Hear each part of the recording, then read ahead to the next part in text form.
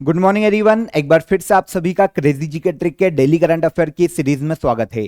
तो फ्रेंड्स, आज के सेशन में हम 19 जुलाई के सभी करंट अफेयर को यहां पर डिटेल में डिस्कस करने वाले हैं। सभी क्वेश्चन इंपॉर्टेंट है, सभी फैक्ट यहां पर इंपॉर्टेंट है, जितने भी आज के सेशन में मैं आपको बताऊंगा। इसलिए सेशन को एंड तक देखिएगा। पसंद आए तो लाइक और शेयर कर दीजिएगा। और साथ ही साथ हर रोज क्वेश्चन ऑफ द डे में मैं आपको कुछ इंटरेस्टिंग क्वेश्चन पूछता हूं, उनका भी आंसर कमेंट बॉक्स में दीजिएगा। और मिड वीडियो में कुछ क्वेश्चंस ऐड ऑन हो तो उनको भी ध्यान से नोट कीजिए और कमेंट में आंसर कीजिएगा। देखिए, काफी स्टूडेंट का अभी भी कहना है कि सर पीडीएफ अवेलेबल नहीं हो पाती। तो देखिए, यहां पर मैं आपको एक ही बार में इन्फॉर्म कर देता हूं, इस पैटर्न को समझ लीजिए।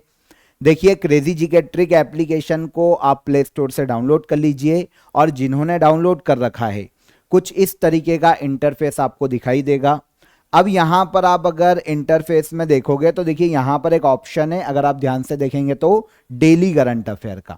ओके, इस डेली करंट अफेयर के ऑप्शन में आप क्लिक कीजिएगा। जब आप क्लिक करेंगे तो आप अंदर इंटर होंगे और आपको डेली करंट अफेयर का व्यू यहां पर देखने को मिल जाएगा। व्यू पे क्लिक कीजिए तो आपको अंदर जितने भी डे की आपकी करंट अफेयर की पीडीएफ चाहिए डेली की, वो आपको अंदर अवेलेबल हो जाएगी फ्री ऑफ कॉस्ट। जिस भी डे की चाहिए सारी अवेलेबल है, वीडियो भी अवेलेबल है। वहां पर आप वीडियो भी देख सकते हैं। देखिए, वॉच पर क्लिक करेंगे तो वीडियो देख सकते हैं और व्यू पीडीएफ पर क्लिक करेंगे तो आपको इस तरह की पीडीएफ दिखाई देगी, ठीक है ना। और पीडीएफ को आप डाउनलोड भी कर सकते हैं। आई होप आपको समझ में आ गया होगा कि मैं क्या कहना चाह रहा हूं। तो आप क्रेजी जी के ट्रिक एप्लीकेशन को डाउनलोड कर लीजिए। वहां पर आपके लिए फ्री ऑफ कॉस्ट हर रोज की पीडीएफ अवेलेबल है, वहां से कलेक्ट कर लीजिए। ओके, आई होप आपको समझ में आ गया होगा कि पीडीएफ अब आपको कहां मिलने वाली है। चलिए शुरू करते हैं आज के सेशन को। आज के करंट अफेयर को ध्यान से देखिएगा। आज के सबसे पहले करंट अफेयर की हम यहां पर बात करते हैं 19 जुलाई के। देखिए, विश्व का पहला निम्न तापमान थर्मल विलवणीकरण मतलब first low temperature thermal desalination की स्थापना कहां की गई है? तो पूरे वर्ल्ड का first low temperature thermal desalination की स्थापना की गई है लक्षद्वीप में, भारत की यूनियन टेरिटरी है।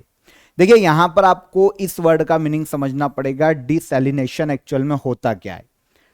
समुद्र का जो खारा पानी है उसको गर्म करने के बाद उसमें जो शुद्ध पानी है उसको वाष्प बनाकर किसी और कंटेनर में निकालना, जिससे क्या होता है कि नमक और जितने भी दूसरे मिनरल्स हैं वो अलग हो जाएंगे और शुद्ध पानी अलग हो जाएगा। तो अब वो समुद्र का जो खारा पानी है वो मानव उपभोग के लिए यूज किया जा सकता है, पीने के लिए और अदर जितने भी सिंचाई के लिए जितना भी यूज करना है उस पानी को, फिर उसको यूज किया जा सकता है। यही प्रक्रिया कहलाती है विलवणीकरण। इसे इंग्लिश में कहा जाता है डिसैलिनेशन। इसीलिए वर्ल्ड का first low temperature thermal desalination की स्थापना की गई है भारत की यूनियन टेरिटरी लक्षद्वीप में।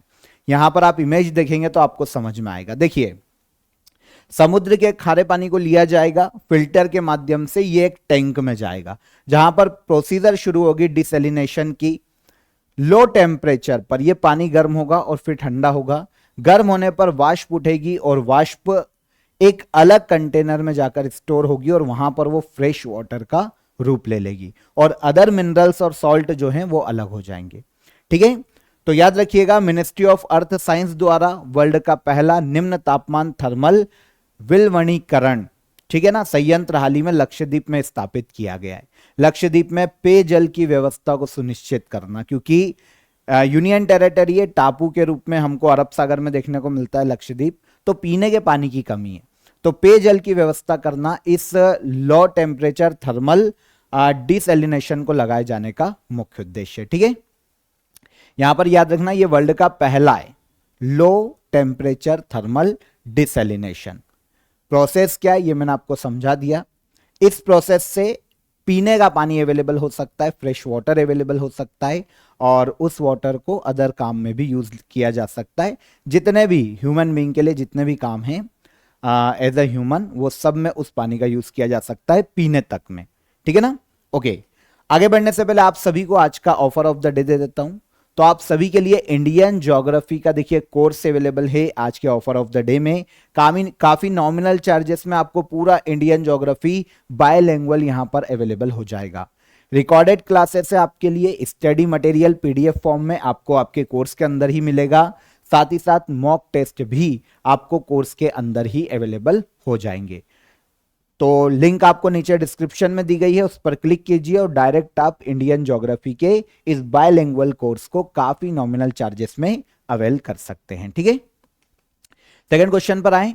अगला क्वेश्चन देखिए, book power with in the leadership legacy of Narendra Modi किसके द्वारा लिखी गई है?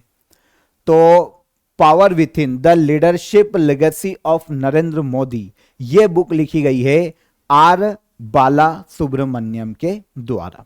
ठीक है ना, देखिए आर बाला सुब्रमण्यम ने हाल ही में प्रधानमंत्री मोदी पर लिखी इस बुक को नरेंद्र मोदी को भेंट किया है। बुक का नाम है power with in the leadership legacy of Narendra Modi. Narendra Modi का जो 10 साल का कार्यकाल रहा है वो कैसा रहा, उनकी लीडरशिप में भारत कैसे आगे बढ़ा, और इसके अलावा जो एक वेस्टर्न जो कल्चर है और एक जो इंडियन कल्चर है उसको भी यहां पर कंपेयर किया गया है, उसकी भी व्याख्या की गई है, और दोनों की मिश्रित संस्कृति के बारे में भी इस बुक में बताया गया है। तो बुक का नाम है power with in the leadership legacy of Narendra Modi. Narendra Modi के जीवन पर आधारित है, आर बाला सुब्रमण्यम के द्वारा इस बुक को लिखा गया, और हाल ही में इसकी प्रति भारत के पीएम नरेंद्र मोदी को भी भेंट की गई है। न्यायाधीश नोंगमी कॉपम कोटेश्वर सिंह, ठीक है, शॉर्ट में देखें एन के सिंह कर लें, ठीक है। तो न्यायाधीश एन के सिंह ने सर्वोच्च न्यायालय के न्यायाधीश के रूप में शपथ ली है। सुप्रीम कोर्ट के न्यायाधीश को उनके पद की शपथ कौन दिलवाता है, आज का हमारा फोकस क्वेश्चन है। तो देखिए हाल ही में सुप्रीम कोर्ट में 2 जजेस की नियुक्ति की गई, इनमें से एक है न्यायाधीश नोंगमी कॉपम कोटेश्वर सिंह, जिन्हें एन के सिंह के नाम से जाना जाता है। ठीक है, सुप्रीम कोर्ट में जितने भी जजेस हैं उनकी नियुक्ति भारत के राष्ट्रपति करते हैं, और उनको उनके पद की शपथ भी भारत के राष्ट्रपति के द्वारा ही दिलवाई जाती। पहले तो हम यह देखते हैं कि भाई कौन से 2 न्यायाधीश सुप्रीम कोर्ट में नियुक्त हुए। तो सुप्रीम कोर्ट में 2 न्यायाधीश नियुक्त किए गए हैं, एक है हमारे पास एन के सिंह और दूसरे हैं हमारे पास आर महादेवन, न्यायाधीश आर महादेवन। एन के सिंह की बात करें कि यह कौन है, तो जम्मू कश्मीर हाईकोर्ट के मुख्य न्यायाधीश एन के सिंह को हाल ही में देखिए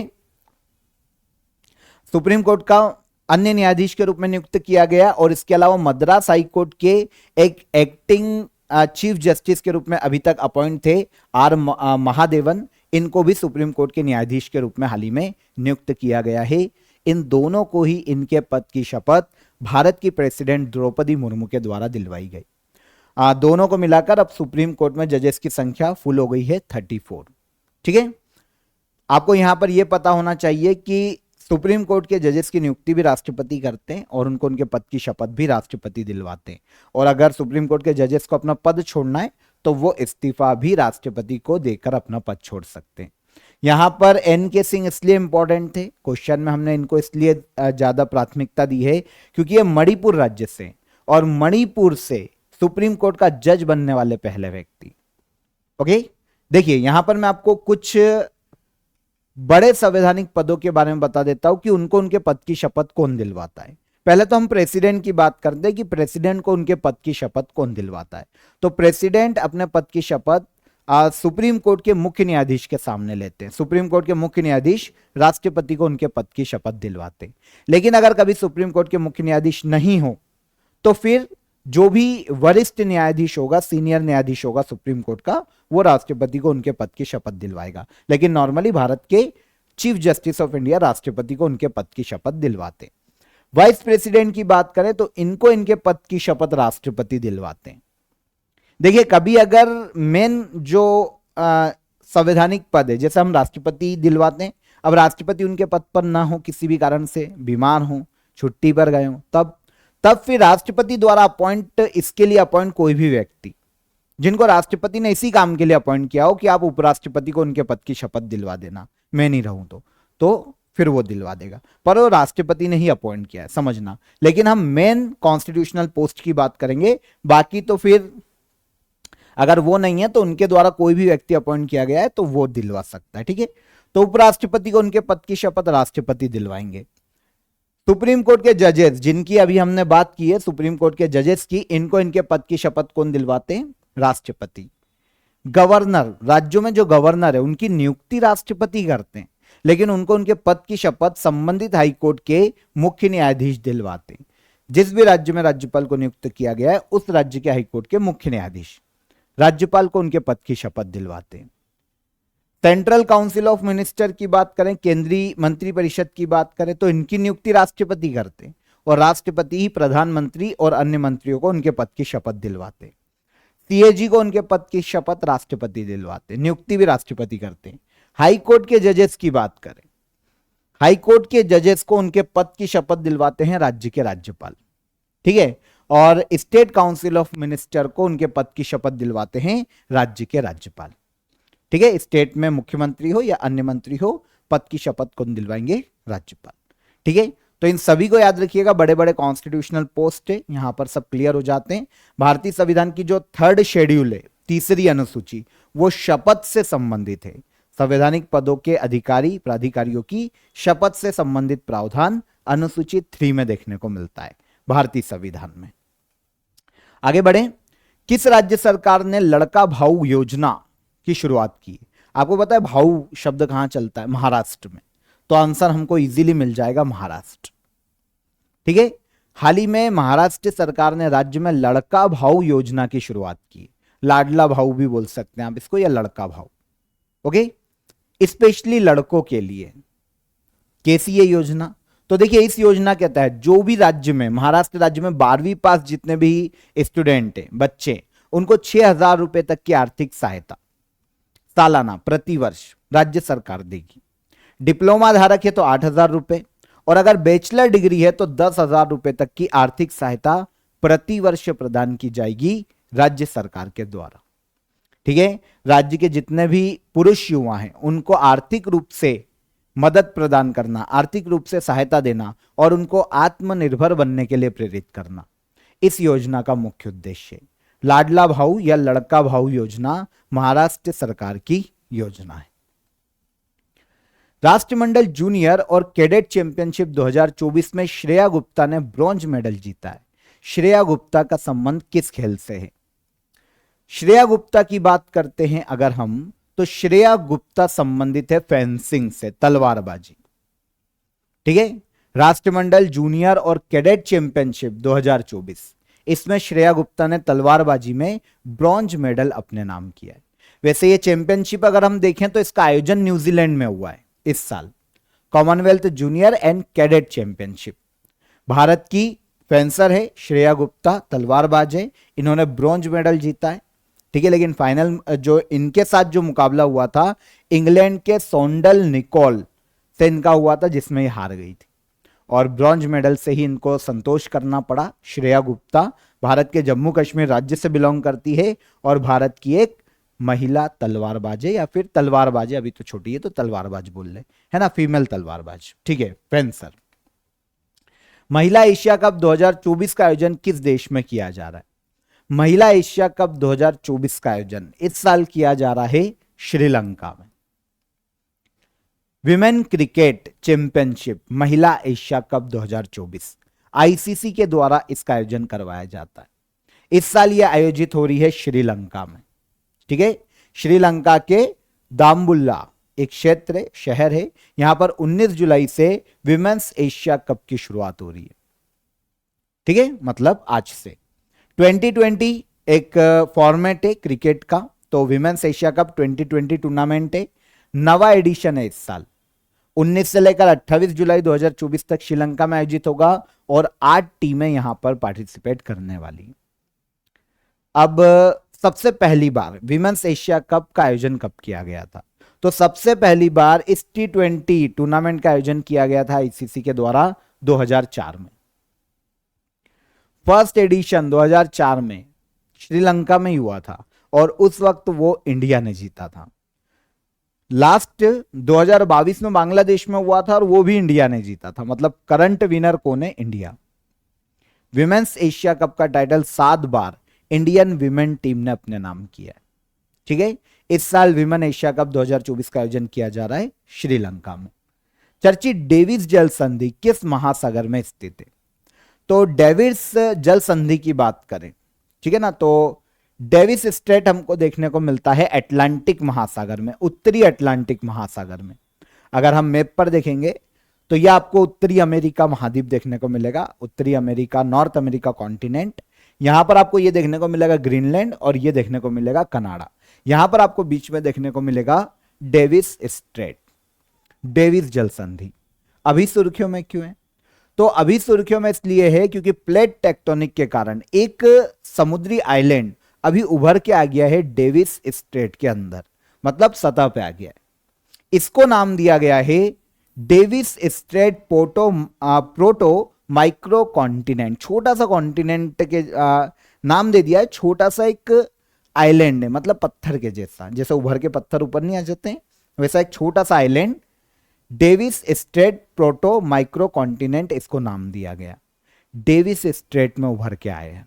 ठीक है, डेविस स्ट्रेट कहां पर है? अटलांटिक ओशियन, या फिर अगर अटलांटिक ओशियन नहीं आता है तो नॉर्थ अटलांटिक ओशियन आएगा। ठीक है ना, उत्तरी अटलांटिक महासागर। वर्ल्ड जूनियर स्क्वैश चैंपियनशिप में भारत के शौर्य बावा ने कौन सा मेडल अपने नाम किया? तो वर्ल्ड जूनियर स्क्वैश चैंपियनशिप में भारत के शौर्य बावा ने ब्रॉन्ज मेडल अपने नाम किया है। तो यहां पर एक और चीज क्लियर हो जाती है कि शौर्य बावा किस खेल से संबंधित है, तो ये स्क्वैश के खिलाड़ी हैं। ठीक है, चैंपियनशिप का आयोजन कहां हुआ? तो अमेरिका के ह्यूस्टन शहर में हाल ही में वर्ल्ड जूनियर स्क्वैश चैंपियनशिप का आयोजन किया गया है। भारतीय खिलाड़ी शौर्य बावा ने इस चैंपियनशिप में स्क्वैश में ब्रॉन्ज मेडल अपने नाम किया। देखिए, अब आप बोलेंगे इतना इंपॉर्टेंट क्यों है? तो इसलिए इंपॉर्टेंट है कि शौर्य बावा, कुश कुमार, ये इंडियन प्लेयर है 2014 के। कुश कुमार 2014 के बाद वर्ल्ड जूनियर स्क्वैश चैंपियनशिप के सेमीफाइनल में पहुंचने वाले दूसरे भारतीय खिलाड़ी बने, दूसरे भारतीय पुरुष खिलाड़ी शौर्य बावा। इनके पहले कुश कुमार पहुंचे थे 2014 में, और अब शौर्य बावा पहुंचे। ठीक है ना, तो वर्ल्ड जूनियर स्क्वैश चैंपियनशिप का आयोजन कहां? अमेरिका के ह्यूस्टन में, और शौर्य बावा ने इसमें कौन सा मेडल जीता? तो ब्रॉन्ज मेडल अपने नाम किया है। ठीक है, भारत के किस मंत्रालय ने अस्मिता परियोजना की शुरुआत की है? तो अस्मिता परियोजना यह हाल ही में शुरू की गई भारत में मिनिस्ट्री ऑफ एजुकेशन के द्वारा। मिनिस्ट्री ऑफ एजुकेशन ने शुरू की है अस्मिता प्रोजेक्ट या अस्मिता परियोजना। अब आप समझिए, देखिए, मिनिस्ट्री ऑफ एजुकेशन ने शुरू की है, मतलब एजुकेशन के सेक्टर से संबंधित है क्या? समझिए, तो इस परियोजना का लक्ष्य आगे आने वाले 5 वर्षों में 22 अलग अलग भाषाओं में 1000 बुक पब्लिश करना है। तो मिनिस्ट्री ऑफ एजुकेशन ने लक्ष्य रखा है। वैसे मिनिस्ट्री ऑफ एजुकेशन और यूनिवर्सिटी ग्रांट कमीशन, इन दोनों ने संयुक्त रूप से इसे शुरू किया है, और इन्होंने लक्ष्य रखा है कि आगे आने वाले 5 सालों में 22 अलग अलग लैंग्वेजेस में, इंडियन लैंग्वेजेस में 1000 बुक्स को पब्लिश किया जाएगा। इसके अलावा इन्होंने यह भी डिसाइड किया है कि जून 2025 तक आर्ट, साइंस और कॉमर्स के अलग अलग क्षेत्र को कवर करने वाली 1800 टेक्स्ट बुक तैयार की जाएगी।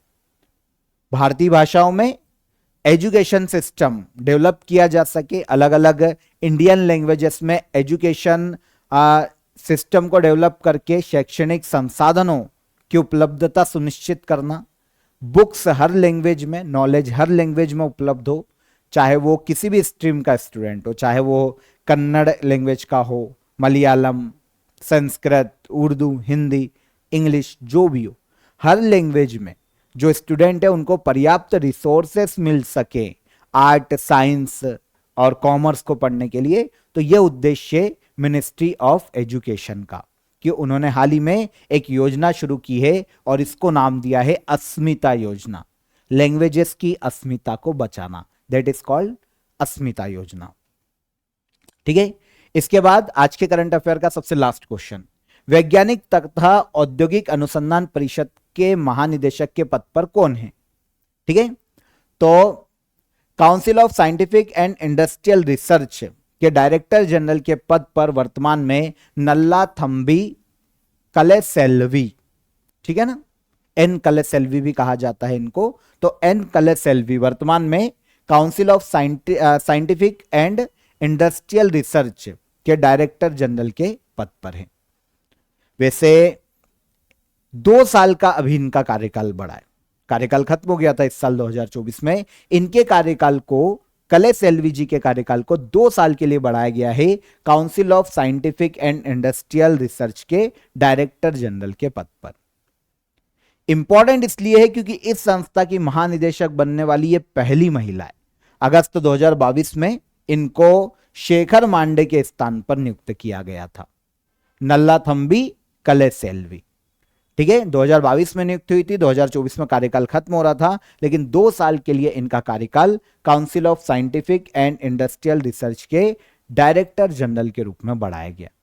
अब इस संस्था की बात करें कि भैया council of scientific and industrial research संस्था क्या है, तो भारत में वैज्ञानिक और औद्योगिक अनुसंधान के लिए जिम्मेदार सबसे बड़ी संस्था है, जिसकी स्थापना 1942 में की गई थी और इसका हेडक्वार्टर भारत की राजधानी नई दिल्ली में स्थित है। ठीक है, तो council of scientific and industrial research की वर्तमान में डायरेक्टर जनरल कौन? एन कलेसेल्वी। ठीक है, तो यहां पर 19 जुलाई के सभी करंट अफेयर हमने डिटेल में समझे, एक एक फैक्ट को समझा, एक एक डिटेल को समझा, एक एक क्वेश्चन की बात की। अब हम आते हैं लास्ट डे के करंट अफेयर के रिवीजन पर।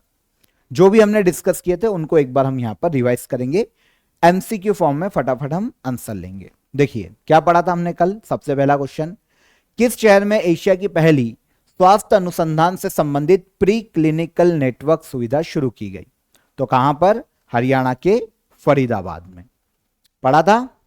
सेकंड क्वेश्चन, जुलाई 2024 को यूरोपीय संसद के अध्यक्ष के रूप में किसे नियुक्त किया गया? तो जुलाई 2024 में यूरोपीय संसद के अध्यक्ष के रूप में नियुक्ति की गई रॉबर्टा मेट्सोला की।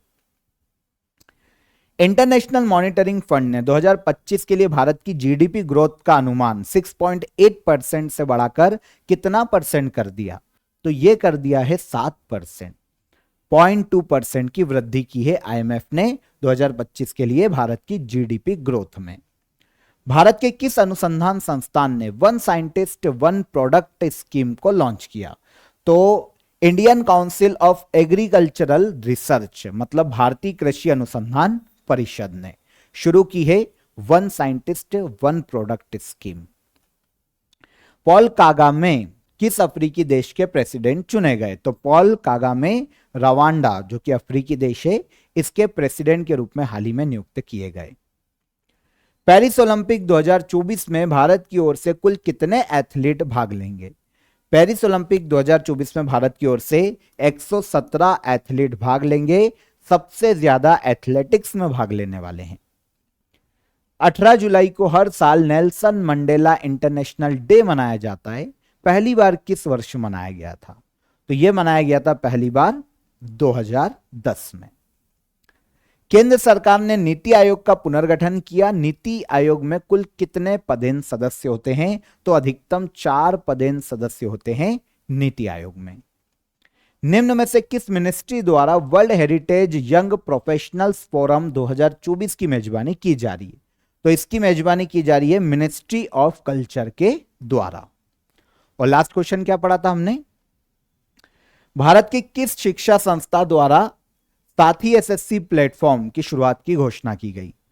तो साथी एसएससी प्लेटफॉर्म की शुरुआत की घोषणा की है आईआईटी कानपुर ने। आंसर हो जाएगा आंसर डी। डन। अब हम आ जाते हैं क्वेश्चन ऑफ द डे के आंसर ले लेते हैं लास्ट डे के। देखिए क्या क्वेश्चन थे। पेरिस में सबसे पहली बार ओलंपिक कब आयोजित किया गया था? तो पेरिस में फ्रांस में 3 बार ओलंपिक हुए हैं। सबसे पहला 1900 ईस्वी में हुआ था, फिर हुआ था 1924 में, और अब होगा 2024 में। 2 बार हो चुके हैं, तीसरी बार होगा 2024 में, है ना। पहली बार हुआ था पेरिस या फ्रांस में ओलंपिक, सन 1900 ईस्वी में। भारत में हॉकी में गोल्ड मेडल किस वर्ष के ओलंपिक में जीता था? तो 1928 का एम्स्टर्डम ओलंपिक, नीदरलैंड की राजधानी एम्स्टर्डम में हुआ था एम्स्टर्डम ओलंपिक, जहां पर भारत ने हॉकी में पहली बार गोल्ड मेडल जीता था। किसी भी स्पर्धा में ओलंपिक में गोल्ड मेडल व्यक्तिगत रूप से पहली बार किसने जीता? तो यह जीता है अभिनव बिंद्रा ने। बीजिंग ओलंपिक चीन में हुआ था 2008 में, जहां पर अभिनव बिंद्रा ने शूटिंग में गोल्ड मेडल जीता था। पहला व्यक्तिगत गोल्ड है शूटिंग में। कुछ स्टूडेंट के मैंने कमेंट देखे, वहां पर केडी जाधव का उन्होंने नाम लिया था। तो आप समझिए केडी जाधव 1952 के ओलंपिक में व्यक्तिगत ब्रॉन्ज मेडल जीत कर आए थे। पहले व्यक्तिगत मेडल जीता है उन्होंने ओलंपिक में, वो ब्रॉन्ज मेडल था। यहां पर पहला ओलंपिक में गोल्ड मेडल पूछा है व्यक्तिगत, तो यह जीता था अभिनव बिंद्रा ने 2008 के ओलंपिक में। याद रखिएगा 2008 का ओलंपिक हुआ था बीजिंग चीन में। ठीक है, तो ये हमारे आंसर हो गए। अब हम आ जाते हैं आज के क्वेश्चन ऑफ द डे पर। ध्यान से देखिए, फर्स्ट बिम्स्टेक एक्वाटिक्स चैंपियनशिप कहां आयोजित की गई? पहला क्वेश्चन, यूपीआई सेवा स्वीकार करने वाला पहला यूरोपीय देश कौन सा है? सेकंड क्वेश्चन, और फीफा वर्ल्ड कप 2026 का आयोजन किस देश में किया जाएगा? एक से ज्यादा देश हो तो वो भी बता देना। ठीक है, तो तीनों क्वेश्चन ध्यान से नोट कीजिए, कमेंट कीजिएगा, कमेंट बॉक्स में आंसर कीजिएगा सभी क्वेश्चन का। आई होप आज का सेशन आपको पसंद आया होगा। पीडीएफ की इंफॉर्मेशन उम्मीद करता हूं कि आपको क्लियरली मिल गई होगी। क्रेजी जीके ट्रिक एप्लीकेशन को डाउनलोड कीजिए। इंटरफेस जो पहला दिखाई दे उसको स्क्रॉल करना, डेली करंट अफेयर का फोल्डर दिखाई देगा, वहां पर क्लिक करोगे तो अंदर जाना, आपको व्यू दिखाई देगा और डेली करंट अफेयर की सारी पीडीएफ प्रीवियस जितने भी डे की है आपको सब मिल जाएगी, फ्री ऑफ कॉस्ट डाउनलोड कर सकते हैं। ओके, तो कल फिर मुलाकात करेंगे नेक्स्ट डे के सेशन में। आई होप आज का सेशन पसंद आया होगा। पसंद आया हो तो लाइक और शेयर कर दो, चैनल को सब्सक्राइब कर लो। कल फिर मुलाकात करेंगे नेक्स्ट डे के करंट अफेयर में। तब तक आप अपना ख्याल रखिएगा। जय हिंद, जय भारत।